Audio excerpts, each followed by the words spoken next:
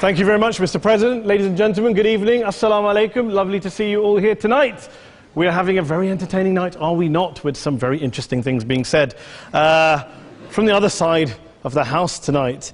Let me begin by saying, as a Muslim, as a representative of Islam, I would consider myself an ambassador for Islam, a believer in Islam, a follower of Islam and its Prophet.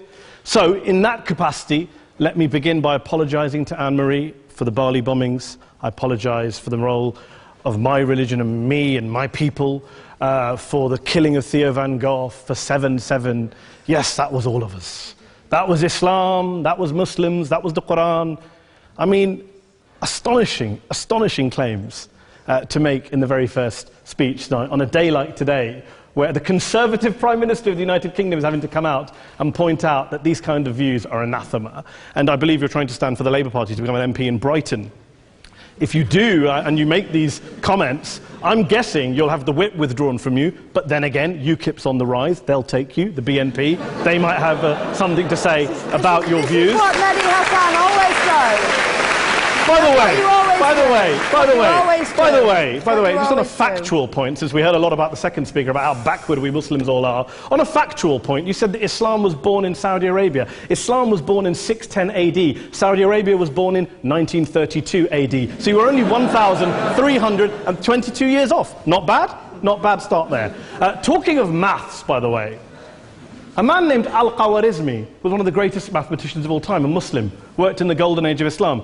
He's the guy who came up with not just algebra, but algorithms. Without algorithms, you wouldn't have laptops. Without laptops, Daniel Johnson tonight wouldn't have been able to print out his speech in which he came to berate us Muslims for holding back the advance and intellectual achievements of the West, which all happened without any contribution from anyone else other than the Judeo-Christian people of Europe. In fact, Daniel David Levering, the author of the Pulitzer Prize-winning historian and author of The Golden Crucible, points out that there would be no Renaissance, there would be no Reformation in Europe without the role played by Ibn Sina and Ibn Rushd and some of the great Muslim theologians, philosophers, scientists in bringing Greek texts to Europe. As for this being our university, I will leave that to the imagination as to who is our and who is there. I studied here too. An astonishing set of speeches so far making this case tonight. A mixture of just cherry-picked quotes, facts and figures, self-serving, selective, a farrago of distortions, misrepresentations, misinterpretations, misquotations. Daniel talked about my article in the New Statesman, which got me a lot of flack, where I talked about the anti-Semitism that is prevalent in some parts of the Muslim community, which indeed it is. Of course, I didn't say in that piece that it was caused by the religion of Islam. In fact, modern anti-Semitism in the Middle East was imported from, finish the sentence, Judeo-Christian Europe, where I believe some certainly bad things happened to the Jewish people. In fact, Tom Friedman, Jewish-American columnist in the New York Times, told me in this very chamber last week that he believed, had Muslims been running Europe in the 1940s, 6 million extra Jews would still be alive today. So I'm not going to take lessons in anti-Semitism from someone who's here to defend the Judeo-Christian values of a continent that murdered 6 million Jews. Moving swiftly on. Yes. Absolutely. Well, I'm about to make that point. No, I'm about to make that point. You're right. I agree with you. I agree with you 110%. That is my point. I don't think Europe is evil or bad. I'm a very proud European. I don't want to judge Europe on that basis, but if we're going to play this gutter game where we pull out the Bali bombing and we pull out examples of anti-Semitism in the Islamic community, then of course I'm going to come back and say, well, hold on. I mean, look, let's be very clear. Daniel here was a last-minute replacement for Douglas Murray, who had to pull out. And Douglas and I have a well-documented differences, but to be fair to Douglas, as to be fair to Anne-Marie and to Peter, atheists. Atheists see all religions as evil, violent, threatening. What the problem I have with Daniel's speech is that Daniel comes here to run this robust defense of Christianity, forgetting that his fellow Christians, people who said they were acting in the name of Jesus, gave us the Crusades, the Spanish Inquisition, the anti-Jewish pogroms, European colonialism in Africa and Asia, the Lord's Resistance Army in Uganda, not to mention countless arson and bomb attacks on abortion clinics in the United States of America to this very day. I would like a little bit of humility from Daniel first before he begins lecturing other communities and other faiths on violence, terror and intolerance. But, no thank you. Some water. But I would say this, to address the gentleman's very valid point here, I'm not going to play that game. I don't actually believe that Christianity is a religion of violence and hate because of what the LRA does in Uganda or what Crusaders did to Jews and Muslims in Jerusalem when they took back the city in the 12th or 13th or whatever century it was. I believe that Christianity, like Islam, like pretty much every mainstream religion, is based on love and compassion and faith. I do follow a religion in which 113 out of the 114 chapters of the Quran begins by introducing the God of Islam as a God of mercy and compassion. I would not have it any other way. I don't follow a religion which introduces my God to me as a God of war, as some kind of Greek God of wrath, as a God of hate and injustice. Not at all. As Adam pointed out, you go through the Quran and you see the mercy and the love and the justice. And yes, you have verses that refer to warfare and violence. Of course it does. This is not a motion about pacifism. I'm not here to argue that Islam is a pacifistic faith. It is not. Islam allows military action, violence in certain limited contexts. And yes, a minority of Muslims do take it out of that context. But is it religious? We talked about Woolwich. Daniel and Anne-Marie have suggested that it's definitely religion that's behind all of this. Well, actually, what I find so amusing tonight is we're having a debate about Islam. And the opposition tonight have come forward. We have a graduate in law, a graduate in modern history, a graduate in chemistry. And, you know, I admire all of their intellects and their abilities, but we don't have anyone who's actually an expert on Islam, a scholar of Islam, a historian of Islam, a speaker of Arabic, even a terrorism expert or a security expert or a pollster, let alone to talk about what Muslims believe or think. Instead, we have people coming here, putting forward these views, putting forward these sweeping opinions. Listen to Professor Robert Pape of the University of Chicago, one of America's leading terrorism experts, who, unlike our esteemed opposition tonight, studied every single case of suicide terrorism between 1980 and 2005, 315 cases in total. And he concluded, and I quote, "There is little connection between suicide terrorism and Islamic fundamentalism or any of the world's religions. Rather, what nearly all suicide terrorist attacks have in common is a specific secular and strategic goal to compel modern democracies to withdraw military forces from territory that the terrorists consider to be their homeland." And the irony is, when we talk about terrorism, the irony is that the opposition and the Muslim terrorists, the Al-Qaeda types, actually have one thing in common. Because they both believe that Islam is a warlike, violent religion. They both agree on that.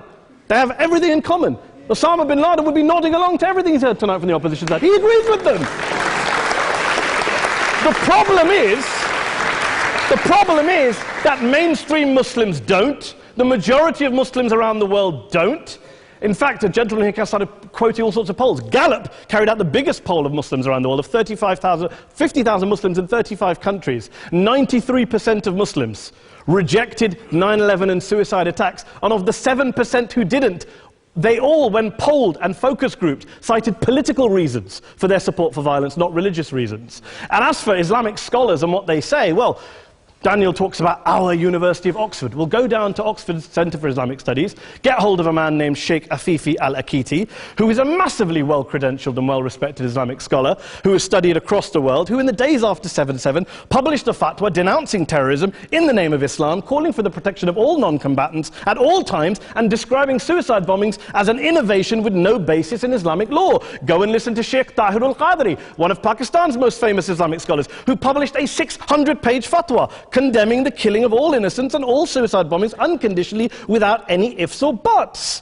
There's nothing new here. This is mainstream Islam, mainstream scholarship, which has said this for years. You don't go out and kill people willy-nilly in the high street or anywhere else, on a bus or a mall, based on verses of the Quran that you cherry-pick without any context, any understanding, any interpretation, or any commentary. Point of information. Please. Well, it doesn't happen apparently. I didn't say it doesn't happen at all. I never said it didn't happen. I don't blame Islam. Yes, it's a very good point. And a lot of us are campaigning against that. And we're campaigning against it in the name of Islam. We're campaigning against it in the name of various interpretations of Islam. Anne-Marie comes and scares us with her talk of Sharia law. I would like to see the book of Sharia law. It doesn't exist. People argue over what Sharia law is. And you empower the extremists by saying there is only one version. You empower them all. I don't believe you took any interruptions, Anne-Marie, so I think you should stay there for a moment. Several countries. Here's what we're dealing with. Here's what we're dealing with. I took your point. Here we are dealing with a 1400-year-old global religion followed by 1.6 billion people in every corner of the world, a quarter of humanity, of all backgrounds, cultures, ethnicities. And yet the opposition tonight wants to generalize, stereotype, smear in order to desperately win this debate. And here's my question, if we're going to generalize and smear. If, okay, people say yesterday's bombers, and we've got to be careful, there's a trial going on, were yesterday's attackers, motivated by Islam? Big debate. I don't believe they were. Let's say they were. Let's say Faisal Shahzad, the Times Square bomber, was motivated by Islam. Let's assume, for sake of argument, that Richard Reeves, the shoe bomber, was motivated by Islam. If Islam is responsible for these killings, if Islam is what is motivating these people, and Islam is therefore not a religion of peace, a religion of war, then ask yourself this question: why aren't the rest of us doing it? Why is it such a tiny minority of Muslims are interpreting their religion in the way that the opposition claim they are? Let's assume there are 16,000 suicide bombers in the world. There aren't. Let's assume there are for the sake of argument. That's 0.001% of the Muslim population globally. What about the other 99.99% of Muslims who the opposition tonight either ignore or smear? The reality is that the rest of us aren't blowing ourselves up tonight. The reality is that the opposition came here tonight not worried about the fact that me and Adam might pull open our jackets and blow ourselves up tonight because we're followers of a warlike warrior religion which wants to take over Europe and Daniel's university. The issue is this. The issue is this. Unless the opposition can tell us tonight, and Peter Atkins is here, one of our great atheist intellectuals, can tell us tonight, can answer this question tonight: why don't the vast majority of Muslims around the world behave as violently and aggressively as a tiny minority of politically motivated extremists? Then they might as well give up and stop pretending they have anything relevant to say about Islam or Muslims as a whole. Ladies and gentlemen, let me just say this to you. Think about what the opposite of this motion is. If you vote no tonight, think about what you're saying the opposite of this motion is. That Islam isn't a religion of peace, it's a religion of war, of violence, of terror, of aggression. That the people who follow Islam, me, my wife, my retired parents, my 6-year-old child, that 1.8 million of your fellow British residents and citizens, that 1.6 billion people across the world, your fellow human beings, are all followers, promoters, believers in a religion of violence. Do you really think that? Do you really believe that to be the case? They say that in the Oxford Union, the most famous debate was in 1933 when Adolf Hitler looked out for the result of the King and Country motion, where they voted against fighting for king and country, and Hitler was listening out for the result. Well, tonight, 80 years on, there are two groups of people around the world who I would argue are waiting for the result of tonight's vote. There are the millions of peaceful, non-violent, law-abiding Muslims both in the UK, Europe, Asia, Africa and beyond, who see Islam as the source of their identity, as a source of spiritual fulfillment, of hope, of solace. And there are the phobes, the haters, the bigots out there who want to push the clash of civilizations, who want to divide all of us into them and us and ours and their. Ladies and gentlemen, I urge you all not to fuel the arguments of the phobes and bigots. Don't legitimize their divisions. Don't legitimize their hate. Trust those Muslims who you know, who you've met, who you hear, who don't believe in violence, who do want you to hear the peaceful message of the Quran as they believe it to be taught to the majority of Muslims, the Islam of peace and compassion and mercy, the Islam of the Quran, not of Al-Qaeda. Ladies and gentlemen, I beg to propose this motion to the House. I urge you to vote yes tonight. Thank you very much for your time.